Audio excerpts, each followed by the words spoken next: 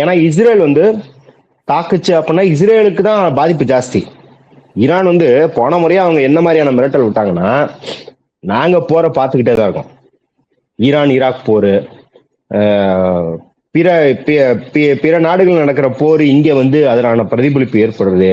1979 நடந்தது, 53 நடந்தது, நடுவில் என்ன நடந்தது, இந்த மாதிரி நாங்க பழக்கப்பட்டோம்.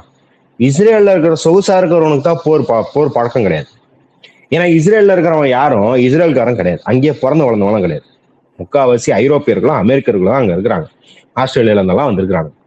அப்ப அடிச்சோம்னா உனக்கு தான் தம்பி பாதிப்பு ஜாஸ்தி ஆகும்னு ஏற்கனவே ஒரு பயத்தை காட்டிட்டாங்க. அதனால இனிமேல் வந்து இஸ்ரேலை வச்சு ஈரானை தாக்குவாங்களா அப்படிங்கிறது சந்தேகம் தான். அப்படி இருக்கும்போது அமெரிக்கா நேரடியாக தாக்குதல்களை நடத்தும் அப்படின்னு கேட்டா அது கேள்விக்குறியாதான் இருக்குது. இந்த சண்டையை வீரியப்படுத்துவதற்கான வாய்ப்புகள் உண்டு. ஆனா மெயினான வாய்ப்புகள் எதற்கு இருக்குன்னா சைபர் அட்டாக். டொனால்டு ட்ரம்ப் சொல்லிட்டாங்க ஏற்கனவே சைபர் அட்டாக் நடத்த தயாராக இருக்கிறது. அப்புறம் பொருளாதார தடைகள் இன்னும் வீரியப்படுத்தப்படும். இப்ப போயிட்டு இருக்கிற பரிவர்த்தனைகள் கூட நடக்காத வண்ணம் தடைகள் ஏற்படுத்தப்படும் அப்படின்றத பார்க்கணும்.